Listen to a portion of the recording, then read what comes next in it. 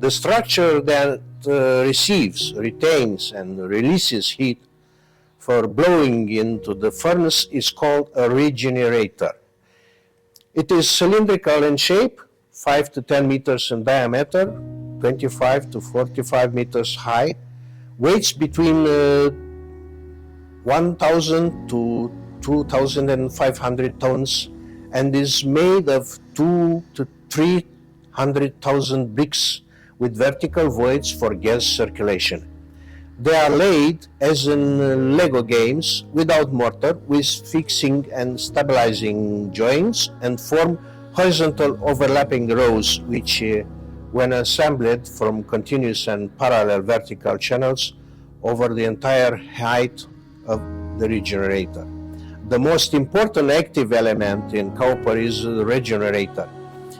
It is in effect a giant thermal accumulator. Such accumulators are also used in industry, in glass furnaces, and in the chemical industry, and wherever high temperature gases are burned, and the heat from them is to be retained for other purposes.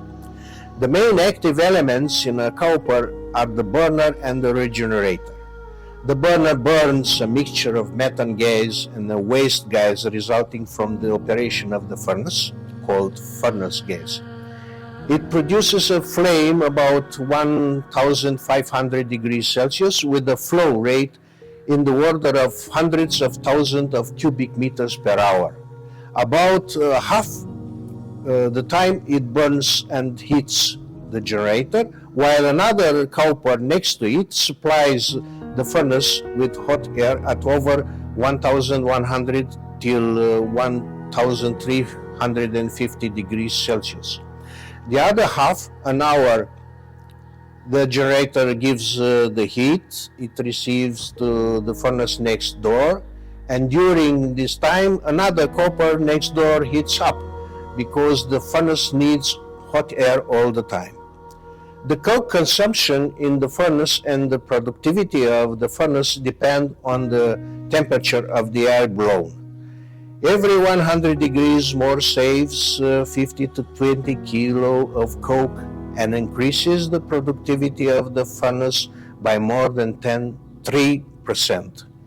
The price of coke is quite high, about 300 euro per ton.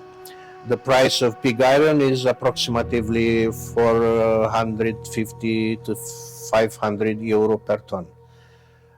Of the production cost of pig iron, some which vary between 10% or 20% are fixed: wages, maintenance, surveillance, blast furnace, cooling and feeding, etc., and do not depend on production.